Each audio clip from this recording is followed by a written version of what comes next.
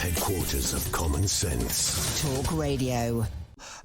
David, we know that yesterday the Home Secretary Priti Patel gave a free access to this country to as many as 100,000 Ukrainians who have relatives here in Britain. So she said they could come, no visas necessary, they can work, they can receive all the privileges of all other British citizens.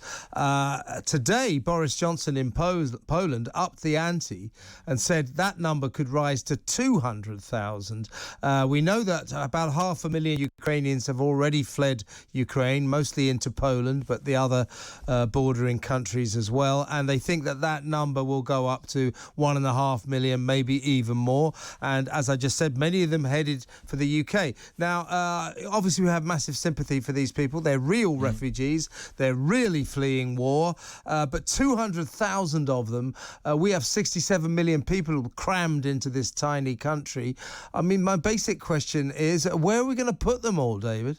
Yeah, I've been struggling with this all day. You know, fundamentally, as I said right at the beginning, it's a terrible humanitarian disaster. As you say, 500,000 people seeking refugee status. And of course, how on earth is Poland going to cope with 400,000 that I believe are in Poland? How are the other countries going to cope? And I think this has to be really thought through. But at the end of the day, there are 44 million people in Ukraine. And if half the population decides to leave, as you say, where will they go? I think we have to keep this under review. You know, when you see, it's all very well as a politician to come out with some statement about the numbers seeking refugee status. I was talking to my mum earlier, and actually when you boil it down and distill it down to a family level, when you see the children crying and the families grabbing their children, you know, for dear life, as a human being, I find that very hard to turn down. Of course, in my heart, they can all come. They deserve it.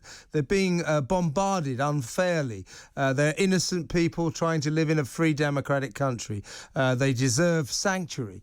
But in terms of Britain, you know, we get all hot and bothered about 30,000 migrants coming across the channel. As soon as we have this kind of conflict, oh, come one, come all. And don't forget, there's an open invitation to as many as 5 million Hong Kong citizens to come here. Yeah. How much more can our infrastructure take? Well, we can't. I mean, you know, the fundamental problem is we haven't invested in infrastructure. You can't see a GP, as we've discussed before.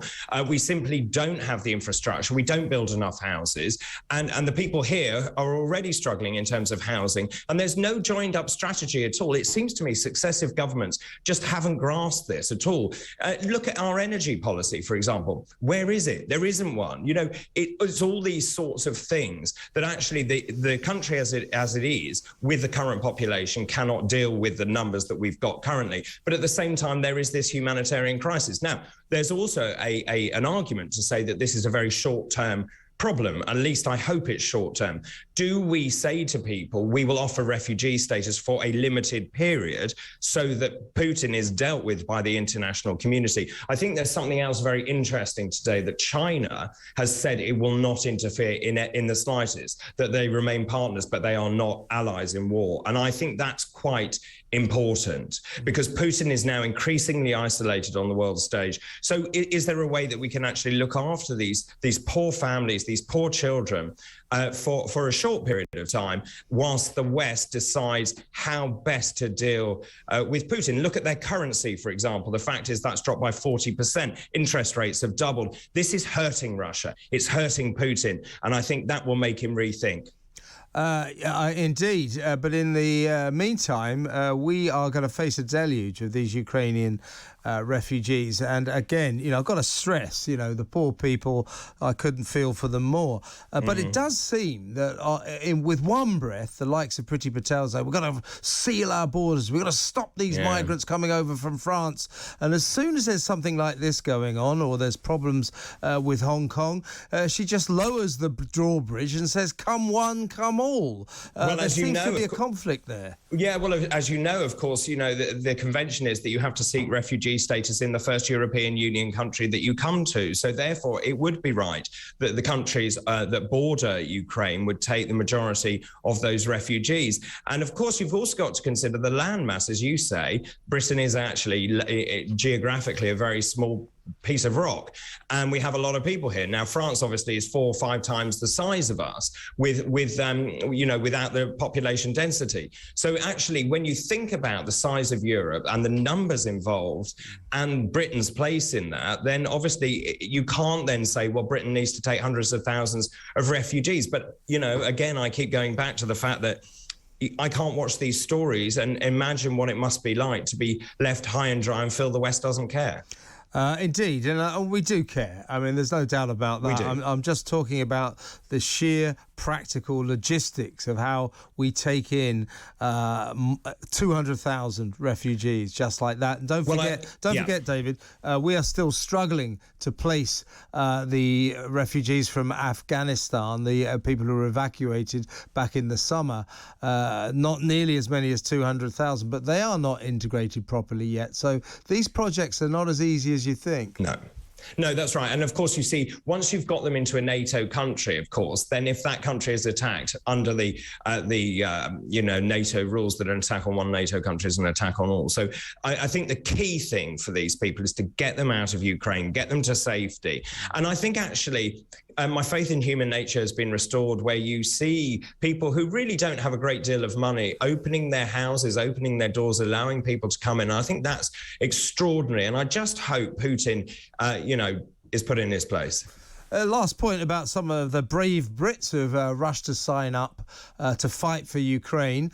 We had conflicting reports yesterday. Liz Truss, the Foreign Secretary, gave her full backing to any brave Brit that wants to sign up to fight in the Ukraine, whereas Tobias Ellwood, the chairman of the Defence Committee and a former soldier, said, don't for God's sake do that unless you've got combat experience, because if you just go over there and you don't know what you're doing, you're putting yourself at risk and you're putting everyone around you at risk. So a kind of difference of opinion in the Tory ranks there. Yeah, I'm not sure. I mean, I totally get, on a theoretical level that Tobias is right. However, also, you've got to remember the Ukrainian people, they're taking guns. They've had no military training at all. And look at the amazing response. I mean, I think anyone who decides to leave Britain to fight for democracy is extraordinary. But I think you have to weigh it up. This is not a game. And going over there, you are a high probability of being killed. Indeed. As a nation, though, a lot of people saying, well, it's not our war, we shouldn't remotely get involved. And I'm certainly not an interventionist, but we and the Western democratic countries, I mean, we do stand for something. We stand for our values, and Putin is the opposite of that. Putin is our enemy in that. And as such, I don't think we can stand by forever if he keeps making this situation worse in terms of the humanitarian crisis and the loss of life. Yeah, I'd agree with that. But I go back to the previous point, which is I think this has to be considered on an hourly and daily basis. Right. I think things are changing so fast. Of course, don't rule it out, but don't jump to making that decision, because that decision would be catastrophic. I think it would escalate the conflict very fast and draw us into a third world war. And one final point is we are standing up to the bully. We're making it pretty clear that we won't have what's going on. We will not accept what he's doing. And if you stand up to a bully, they usually back down. So the one possibility that we haven't really considered is that he does back down. I mean, you never know. I don't think he will. No, I really don't. This has not been planned overnight. This has been a long time in the making. This is his great grand plan. It's gone horribly wrong. And I think he's going to double down. You've already seen 75% of the troops now, Russian troops, are now in Ukraine. Look at that convoy as it's heading towards Kiev. This is not going to end well. Exactly right. David, excellent to talk to you. Good talk. Hot talk. Bold talk. Talk radio. Listen on your smart speaker. Watch it live on your smart TV. The world headquarters of common sense. Talk Radio.